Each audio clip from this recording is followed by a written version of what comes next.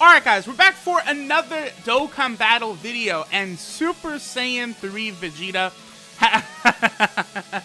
very, very funny Goku. Super Saiyan 3 Vegeta has finally gotten his Extreme Z Awakening, right?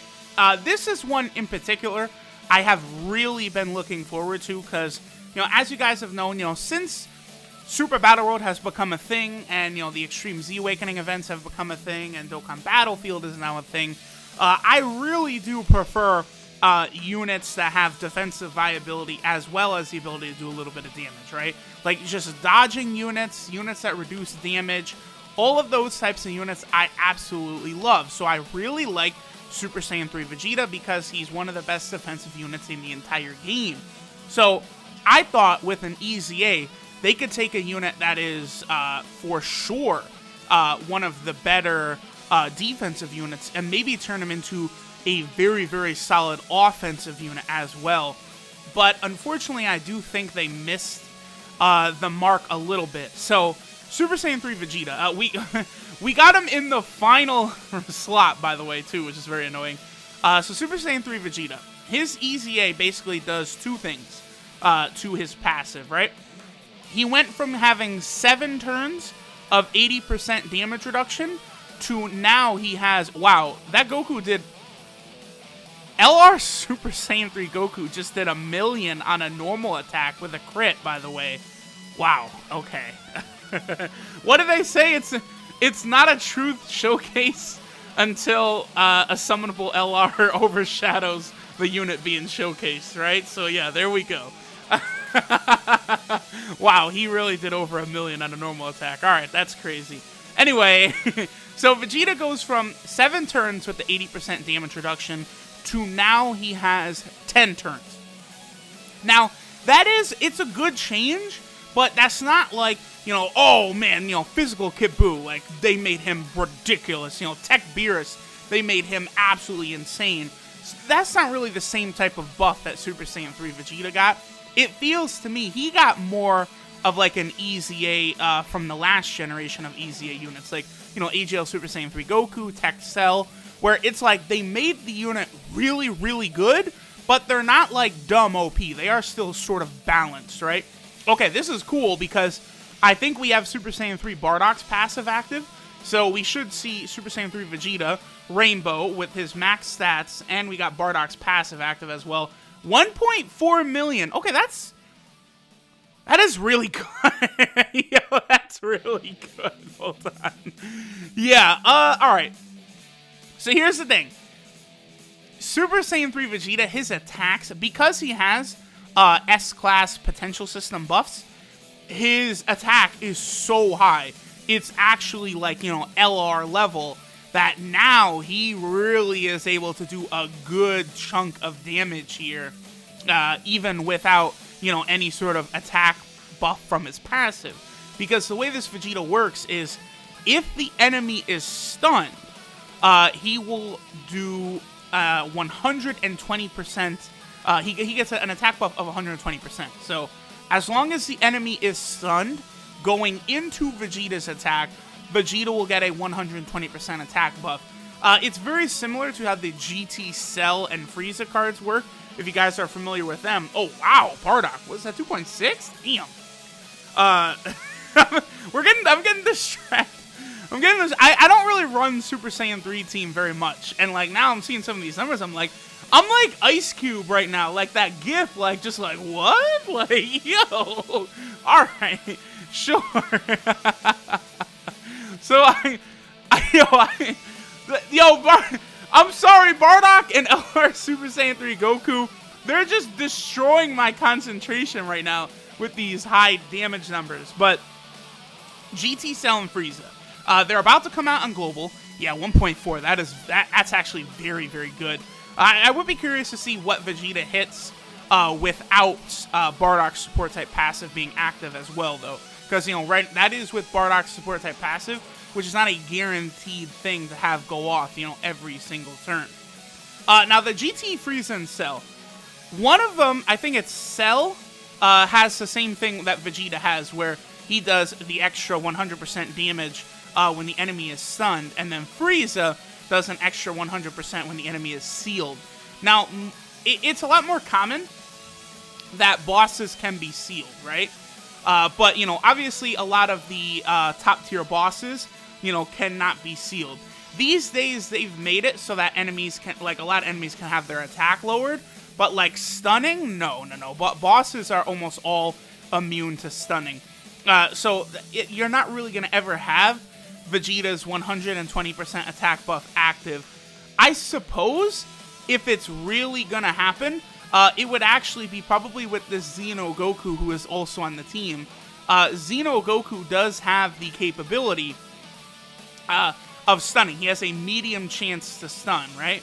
So if you put Xeno Goku on the same rotation as Vegeta, put Xeno Goku in the first slot, Super Saiyan 3 Vegeta in the second slot, you have a crazy, ridiculous defensive rotation. All right, so what's Vegeta going to hit right here?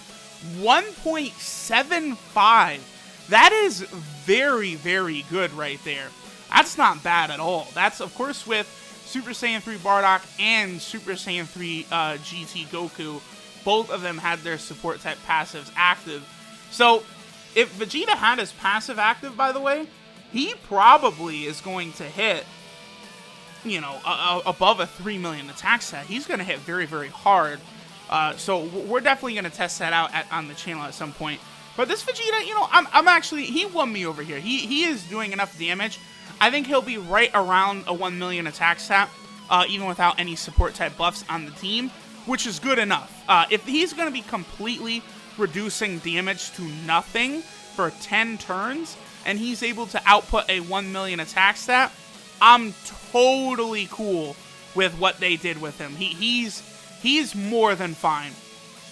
I was a little concerned at first, just because that 120% attack buff passive, again, it's just not realistic that you're going to have that. It's just not. Like, again, only really Xeno Goku, or I guess Angel Tech Goku also can stun, but you'd have to have them in the first slot, which does hurt you as well, because the first slot is where you want to have Super Saiyan 3 Vegeta for him to defend.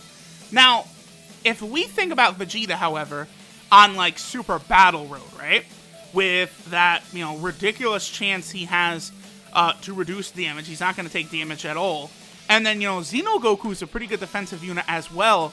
I think that would be a very, very capable rotation on Super Battle Road. And I think you could probably actually get some stuns to happen, like, on Super Battle Road. So Super Saiyan 3 Vegeta, he might be one of the better units in the game now to actually take down Super Battle Road. So I do actually have Super Saiyan 3 Vegeta rainbowed on my account already, because, you know, as one of the best defensive units in the game, I definitely had to rainbow him. When I am able to EZA him next week, I will do a video on him where we, excuse me, try and get his max attack stat, right? So, you know, we'll make sure the enemy's stunned. We'll get Vegeta with that 120% attack buff. We'll probably try and have a Super Saiyan 3 Bardock on the rotation as well, so we can get that 40% attack buff for Super Saiyan 3 Vegeta, and we'll see how high his max attack stat can reach, right? Then I'll probably do another video heading into Super Battle Road, where we have the Vegeta sort of go against Super Battle Road. We would have to go into the Super Stage, which I think is probably like the second hardest stage or third hardest stage, somewhere around there.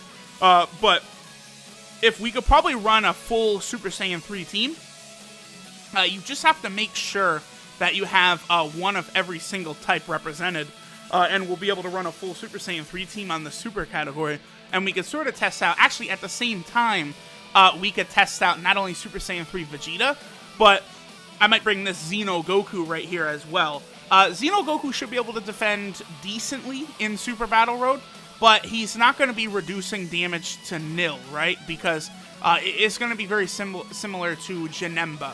Whoa! That's quite the shot from our boy Xeno Goku right there on the Dokkan attack. Whoa! Because it's like Janemba, right? Like in Janemba and SCR Janemba, they still do take decent damage even in Category Super Battle Road. You know, their ability is nice, but it's not a complete tanking of damage. But I do think Xeno Goku should be enough Plus, he does have the medium chance to stun, which will be good. For Super Saiyan 3 Vegeta, we also got the dodge right there. The dodge, which is almost entirely unnecessary. Okay, perfect. There it was. His attack stat over 1,000,000 without a support type buff with him. Perfect. That means he is really, really good. I don't think I would put him above Tech Beerus or Physical Kid Buu, but that certainly is a big buff for him, because before, what was Vegeta at? Like 500,000, 600,000 attack stat? Now he's up over 1,000,000, so that's a pretty substantial buff, enough to really turn him into a solid offensive and defensive unit. So these EZAs are continuing to be impressive. You know, everyone is waiting for it, but, you know, maybe we'll see a Janemba or Gogeta EZA coming up in a little bit. I would say it's certainly possible that they have an EZA in December.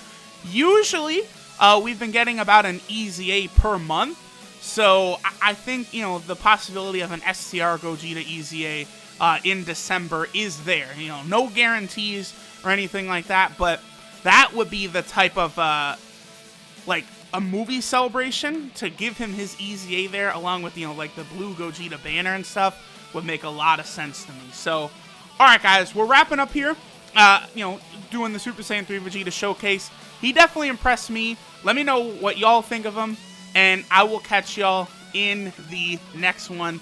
Very fitting that our boy Xeno Goku will finish things out. Can't wait to summon for him tonight.